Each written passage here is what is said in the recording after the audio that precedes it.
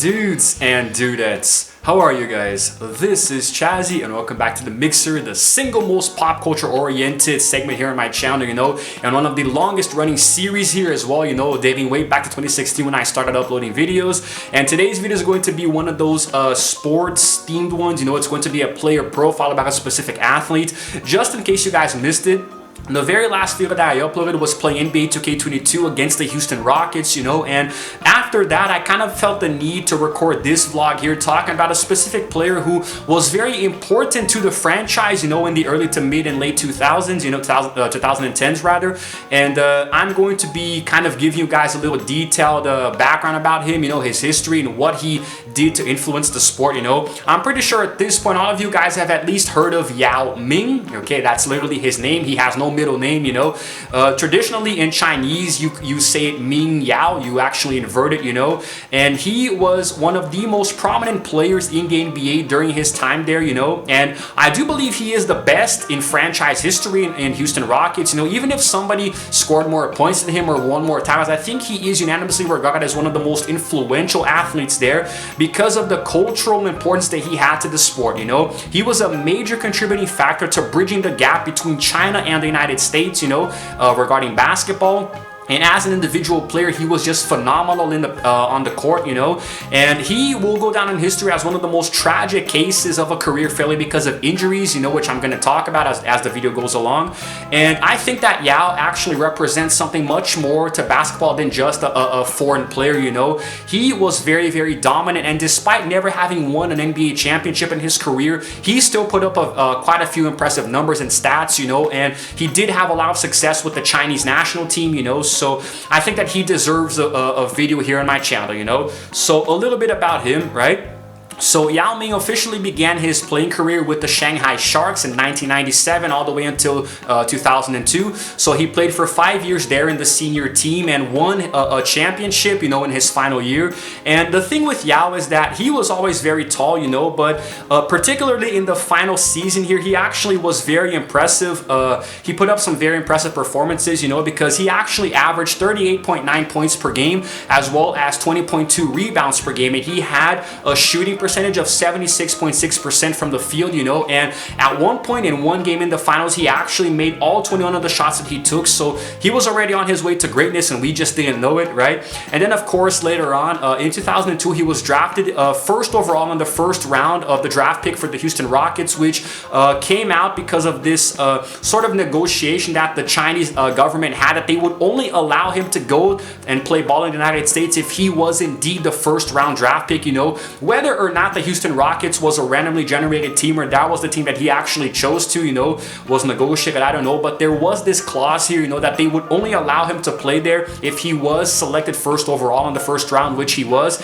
And he played in the Houston Rockets from 2002 to 2011, where he put up quite a few impressive numbers, baseline stats, and he was a monster on offense and defense because he was so tall. For a time there, while he was playing in his final season, Yao was actually the tallest active player in the NBA at 7'6" tall. So it's actually weird because when you think of tall players like, for example, Shaquille O'Neal, he was a monster, but when he was standing next to Shaq seemed to be just a little bit taller depending on the angle, but I'm pretty sure they were close in stature, but he was taller than Shaq, in his final season in 2011. So yeah, it was pretty freaking scary, man, and of course, he was very, very dominant inside of the paint, not the most prominent long-range shooter if I remember correctly, but he was still very effective. And his first season had a few ups and downs, but as the years went by, he started to grow more and more and improving his game. And before I continue and tell you guys more about that, we're going to take a look at a little clip here from by Yao. Whether or not I can get one from his early days with the Sharks, I don't know. Maybe it's going to be his early days with the Hornets, the Rockets, but whatever it is, you guys are going to see it now. 本身这个暂停呢，就是说在布置怎么样打好这个进攻，没想到反而呢没有打好。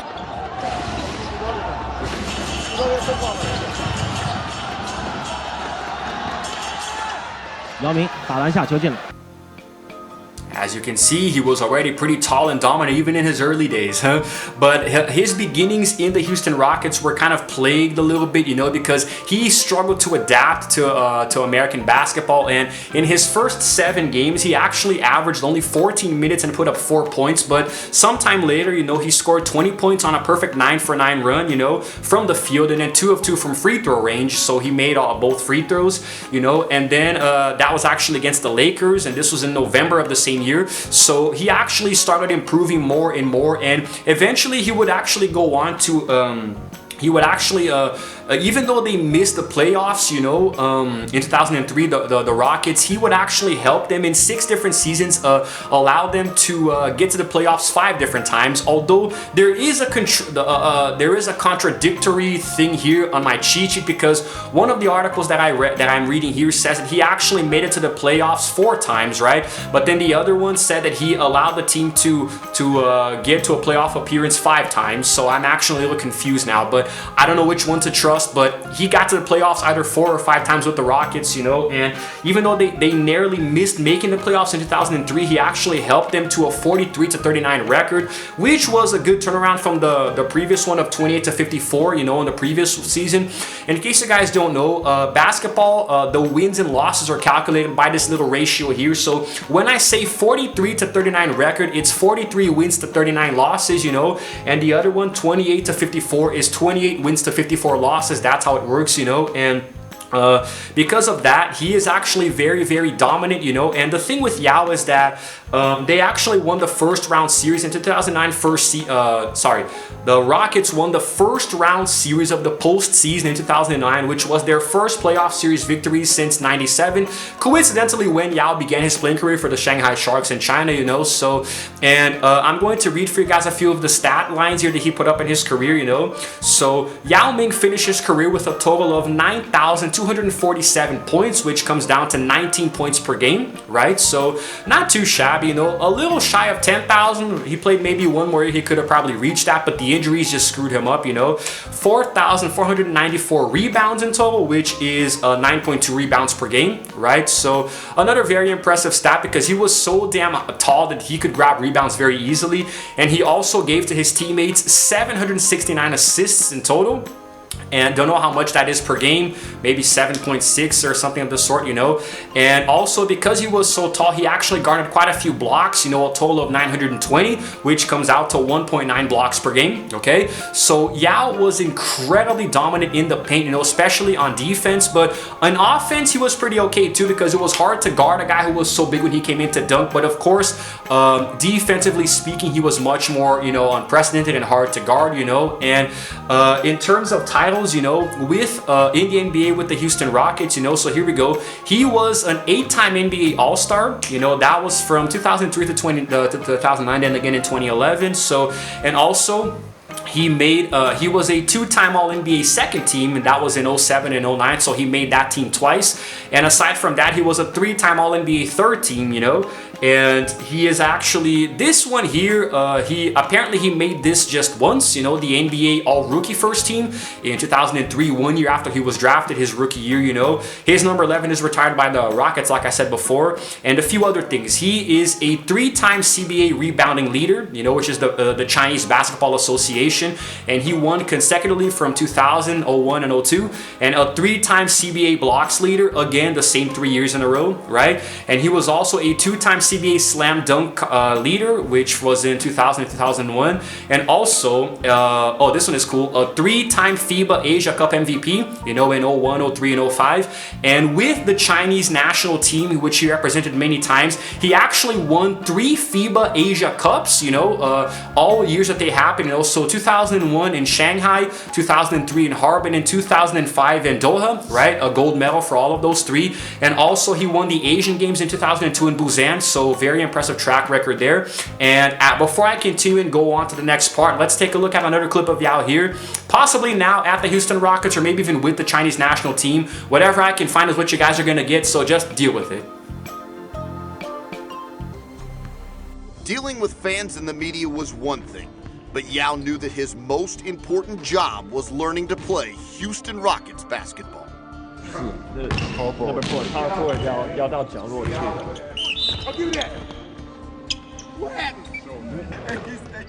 Yao's teammates gave him a warm welcome, and as relationships grew, his game began to click. Nice pass. Yao had made it through training camp.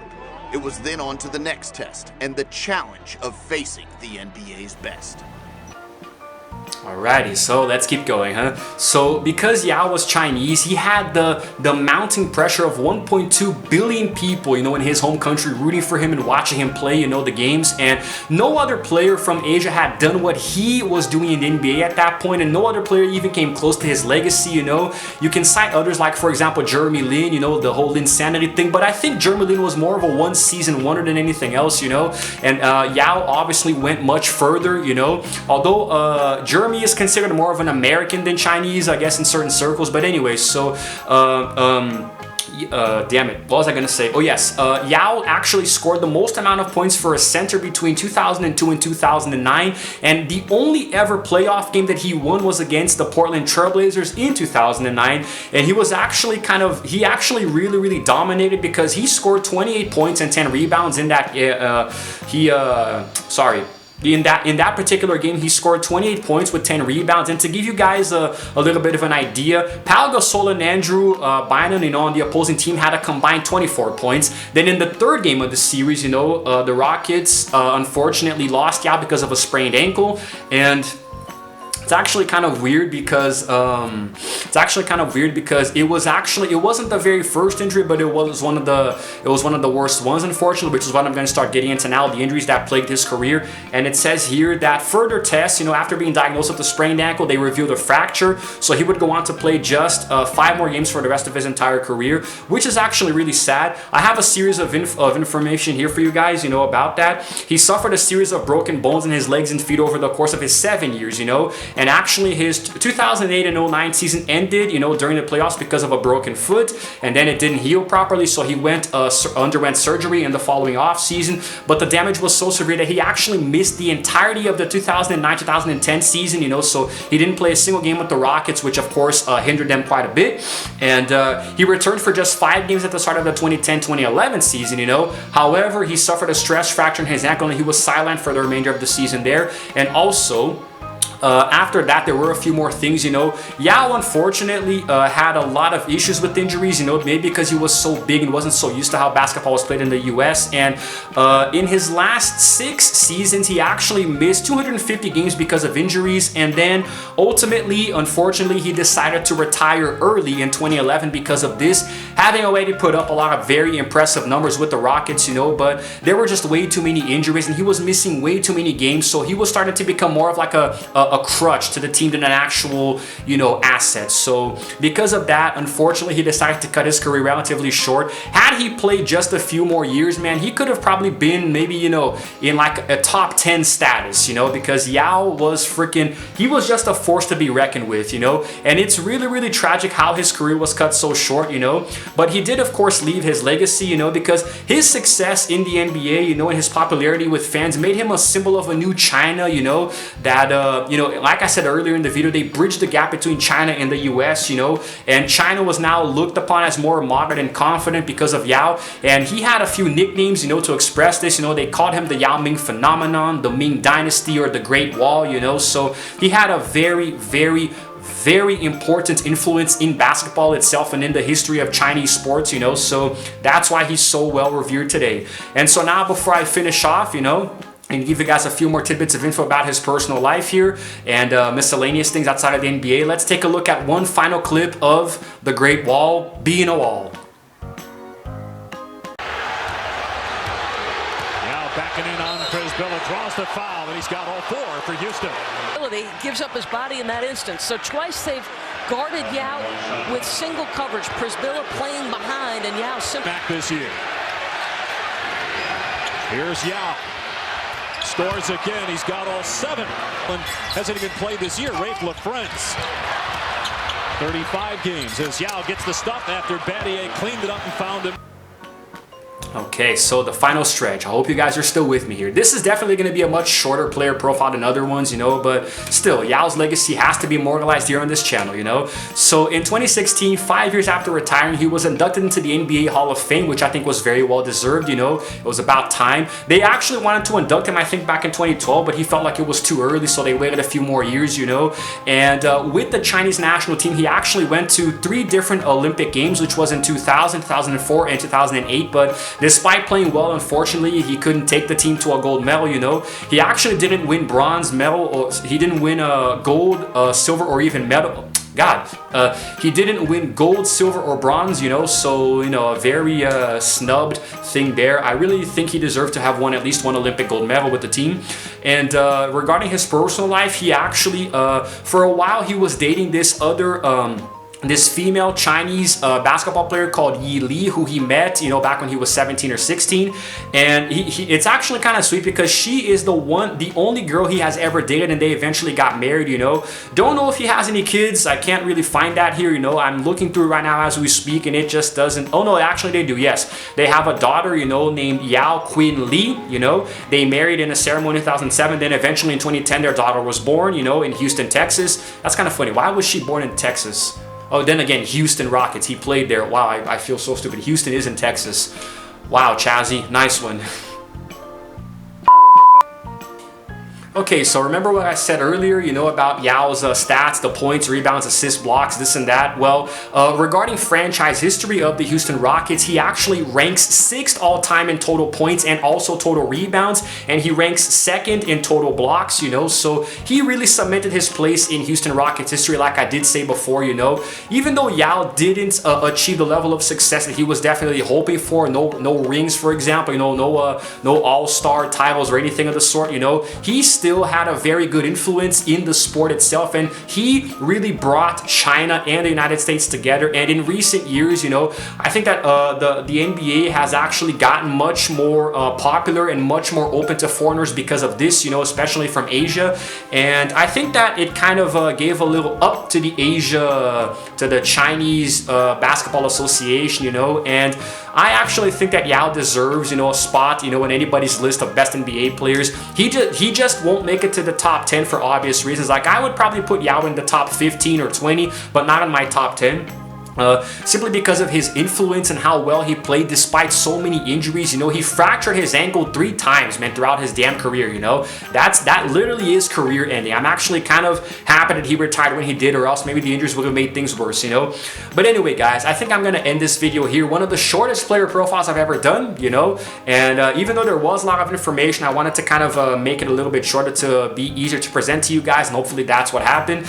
And that's it, okay? Yet another player profile here. I will be doing a lot of these as I play NBA 2K22. I have a few more planned out, and I'm really excited to do them. So hopefully you guys stick around and let me know what you thought about this one here, about the Yao Ming phenomenon. You know, very phenomenal player, you know, in his time there in the NBA. And I'm really anxious to do more of these. So hopefully you guys are liking them. Check the description of the video because I always put the similar videos there in the same tab, you know. So it's going to be nice for you guys to stay up to date with all of these player profiles. And that's it for today, guys. If you happen to like this video, please go ahead and give it a like, and also subscribe to my channel because I release videos every single day. And while you're at it, might as well hit the notification bell as well to know exactly what time I upload. It's healthy for you, you know, your lifestyle.